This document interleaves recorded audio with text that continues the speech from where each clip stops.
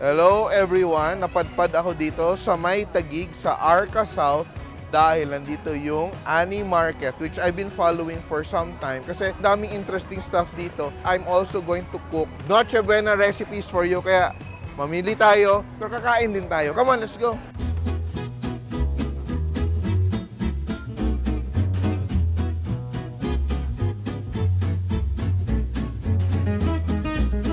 Kailangan natin ng manok, pero I want a big chicken. Malaki, malaki. Sariwa pa ba yan? Ito yung mas maganda yata to. Magro-roast ako ng chicken. Buo lang siya. Yan din, pahingin ng konting kuan. Chicken liver. Ito, marami tayong fish dito, option. So, ito, ano to? Dalagang bukid na lapad, di ba? Oo, yan. Ito, pampano, pero hanap tayo ng pampayes, di ba?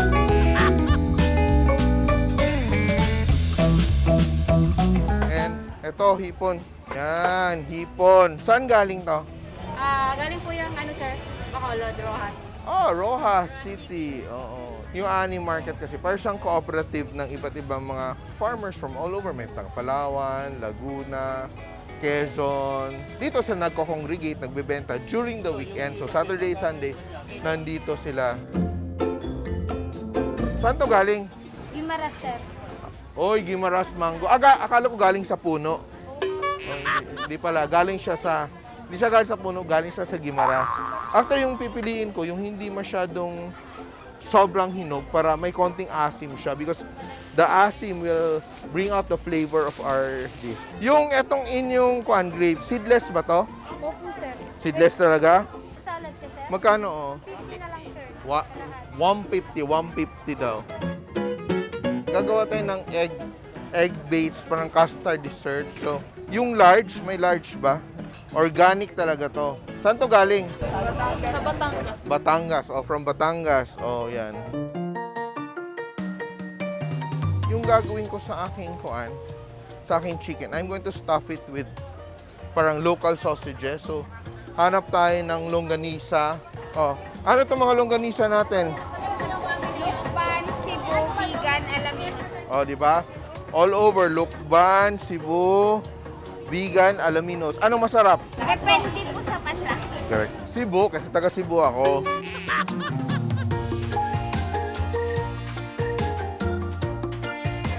Ayan. Ito yung ARCA. So ano to dito? It's a development na... Ayala po. Ayala. Ayan. So nandito tayo. So malapit siya sa Makati, sa BGC. Pero Taguig tayo. So may Avida Tower. Ito na siya. Existing na to. Existing na po.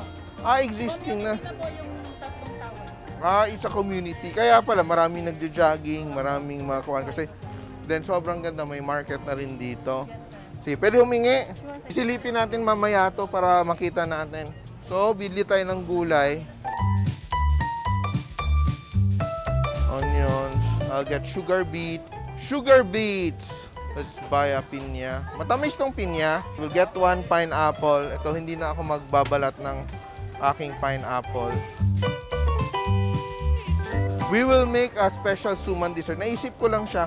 Magata to, no? Maganda, sir. Sige, magkano pa to? Tatlo, 100 lang po. Oh, sige, 100 lang. Oh, yan. We'll make something special for you. Yellow to? Yes. Yellow, kamote. So, tapos na kami mamili. Siguro mga 2K to, di ba? Okay. And, ang masarap dito, of course, ang kain. Kaya, let's check out the food available. May lechon, my God.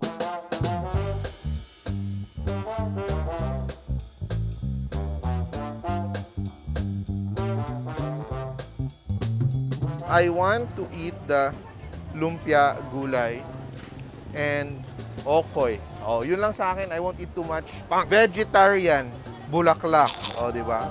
Healthy. Okoy, please. Dalawa lang. I love okoy. I don't know. And I love lumpia. Maraming masarap dito, pero alam niyo naman nagda-diet ako. So, ito lang muna. But if you want to visit ARCA South, the AANI Market, It's open every Saturday and Sunday from 5 a.m. to 2 p.m. So dito na kayo mag-lunch. Maraming makakain na masarap. Magluluto tayo mamaya, pero kain muna ako para may energy.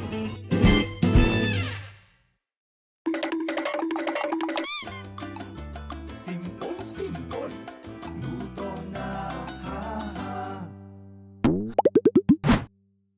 And I'm back from the market. Naka-prep na lahat and I freshen up just for you kasi magluluto na tayo ng ating mga Noche Buena recipes. And I have here the chicken that we bought at ARCA Market and all the other ingredients. And yung ginawa ko dito ay tinatawag natin na spatchcock. So, it's a whole chicken pero hinati ko siya from the backbone. So, I'll make a very simple marinade. No? So, soy sauce, bawang. I'm adding a bit of brown sugar. Ito, I'm adding some dried parsley. And I have fresh rosemary from the market too, no? Cut it up, ganyan. Rosemary. I'll just add my lemon juice to my marinade. Sobrang bango nito. Adding my black pepper. So I'll just like bathe it in my marinade, quick marinade. So I have my sweet potato, kamote. Season it with salt. Toss with salt. And I will add a little bit of cinnamon to give it a Christmas, aroma. Toss it. Add a little oil. Oil natin. Ating pan.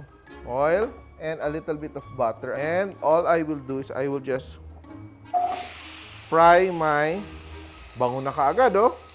Eto siya, you don't have to cook it through, ha. Yung ginagawa lang natin dito ay gusto lang natin mag-brown ng konti. To help it brown, we will add a little bit of sugar. White sugar lang para mag-caramelize. Yan. I have chicken liver. Yung chicken liver, yung ginawa ko dito, binabad ko siya sa tubig na may asin para malinis siya, no? And mawala yung medyo metallic taste. And what I will do, I have sliced garlic here. I'll add my sliced garlic to give it a nice garlic taste. Around 2 cloves of garlic. Black pepper. Ang bango. So nice. We don't want the garlic to be burnt, no? So we're just sauteing it a little bit. Then we will put this aside. And I have a little bit more rosemary. I will just add the rosemary. Paskong Pasko yung aroma. So something different, di ba? Sobrang naiba na yung ating mga Pasko sa buhay natin. Put this aside. Sobrang malasa na nito. Very nice. And remember, yung kanina bumili tayo ng longganisang kalumpit. We will not use everything, no? May pang-almusal pa tayo the next day. I will use around 4 pieces. And using the same pan, we will just add it here. Ito kasi, di ba, malasa na to, no? We don't have to add more garlic and onions. And you notice, I did not add any fat anymore dahil may taba na yung ating pork. Wow, ang bango. Happy, no? And I will add my raisins. If you don't want to use raisins, don't use raisins. So, I'm going to add raisins. We will add our onions. I'll just add some onions. I have minced onions. And I will add my chicken livers. Yan. Because we added a little bit more stuff to our sausage, we have to season with salt now. So we will just season with a little bit of salt and pepper. Very Christmassy. It smells so Christmassy here. I've already preheated my oven to 200 degrees. This is my sausage. I will use breadcrumbs. I will use around a cup of breadcrumbs. That I will add my sausage mixture. So kahit isang chicken mo, this one will parang magpadami ng inyong ulam. Just enough chicken stock, not too much. And just to wet my mixture, I will also add melted butter. Melted butter. And I will add eggs, no? I'll add 2 eggs. Our organic eggs from the AANI Market. Yeah. It's very easy. Look at that, ha? So ito yung mixture natin. I'll put it into my baking pan. So ito, so when I serve it later, diretso na siya, di ba? Hindi na ako mahirapan na ililipat ko pa, ipi-plating ko pa siya. Flatten it like that, no? Yan. We put our chicken on top. Look at that. You can brush it with butter if you want. And ito yung ating potatoes. What I will do, I'll scatter it around. I want the potatoes to be exposed para maging crunchy-crunchy siya. Ito na yung aking additional na side dish. And that is our dish. Hindi pa siya luto. We will put it in the oven while we will make our other recipes. So we will make a very nice, special, delicious, and amazing dessert for you using our SUMAN. So our SUMAN, which we already unwrapped. So ito siya. So I have here a combination of milk. So I have here fresh milk, pwede ding evap, then all-purpose cream, vanilla. So what I will do here, I will just like warm it up. I'm not going to let it boil, ha. I'm just going to warm it up. And on the other side, I have here 4 eggs. Yan. I will combine 3/4 cup of sugar and my cornstarch. No? So I will just dissolve that. And I will teach you, we're going to make a very quick, easy, like a custard. So parang siyang leche flan na may suman. So be sure that your cornstarch is properly dissolved into this egg. What we're doing is we're warming up the milk para when we mix it with our eggs, hindi mabigla yung eggs because we are not making scrambled eggs. We are making like a custard. And I will pour my warmed up milk dito sa aking egg mixture. Little by little, no? Huwag natin madaliin. Stir. Oh, so our eggs are warm now. Yan. And gagawin natin, we will put everything back into our pot. Now, we have to be very gentle in our cooking. To begin cooking our custard, we will wait until it's thick. Wow, very nice, no? And we're done. Look at that. Oh, creamy na siya. Very creamy. And to finish, I will just add a tablespoon or 2 of butter. Turn it off. And we're done, no? Sobrang easy ng ating dessert. Pour it over. If you want to make a custard sauce, you can just add a little bit more milk. But ito na siya. Panalo yung ating super amazing dessert. And we will chill this to set. And later on, we will finish everything. But now, I will work on my salad, my shrimp salad. Today, we're making a shrimp macaroni with fruits, no? So, eto siya. I just start off with a piece of lemon. Ito. Because I'm going to make my sour cream. Yan. And I will add my lemon. And you will notice, once you add your acid, kahit vinegar, pwede naman, it will curdle. So, it's very thick now, no? Hindi siya magiging watery. Then, firstly, I will make my dressing. So, look at that. My sour cream is now very thick. I will combine it with mayonnaise. So, before I do that, I add my minced onion. I will season with salt and sugar. So, I'm using around 3-4 tablespoons of sugar. We want it to be a little sweet. Combine that. I will also add my white pepper. I'm using white pepper para pretty yung aking salad. Now, I will add my mayonnaise. So, eto yung timpla mo, you have to adjust depending on the quality of mayonnaise you're using. So, good quality mayonnaise, medyo very rich flavored, pero hindi siya matamis, no? Add our cream, sour cream. So, ito yung ginagawa ko dito. I taste it at this stage para alam ko na yung lasa. So, if I have to make adjustments, hindi sa end, no? Nice. So, alam na natin din yung ating sugar is already dissolved, no? Ayaw natin kumain na may buong sugar. So, ito na yung dressing natin. Look at that. And I will combine my other ingredients, no? So, I will start off with my fruits. Combine lang tayo, ha? Green apples, pineapples, ating seedless grapes. Yung paglinis ko ng seedless grapes ko, I soaked it in water with baking soda. Oh. I'll add chopped parsley para may pag-green tayo. I will add my carrots and my shrimp as well. Now, I will add my macaroni. Sobrang dami ng ating ginawang salad. Little by little, I will combine. And look at that, no? Dahil nga na mix na natin yung ating dressing. Kahit konting mix lang siya, as long it's coated, okay na siya. Kasi hindi mo naman binabalanse yung flavor, diba? So, ito yung ginagawa ko.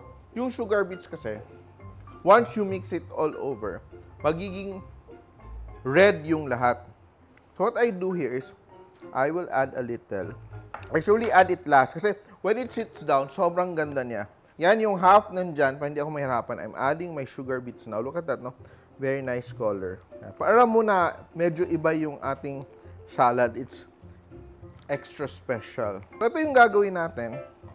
Kuha tayo ng ating salad greens on the side and add more dressing. Very nice, very beautiful. To finish, this is optional. Grated cheese. I'm using queso de bola. Very happy. Something different this holiday season. Top with grapes, shrimp. We have shrimp. Nagtabi tayo ng pang extra. Yan! Ating salad. Chill it for a few hours or even overnight. Do this ahead of time. And ito, look at my dessert. Nag-set na siya, oh. But my chicken is also done. So masarap. So beautiful, no? Oh my God. I hope I inspired you. Pwede na kayong mamili sa AANI Market sa ARCA South and buy our ingredients there. And lutuin nyo based on this inspiration. Make it your own. Ang ating roast chicken with stuffing and of course side of potatoes, sweet potatoes. Meron tayong shrimp salad, shrimp and macaroni salad. And of course, our SUMAN custard dessert with our mango jubilee. Ito siya. All these we spent around 2,500 pesos. That can serve around 10 to 12 people easily and enjoy your Noche Buena with your family. Simple!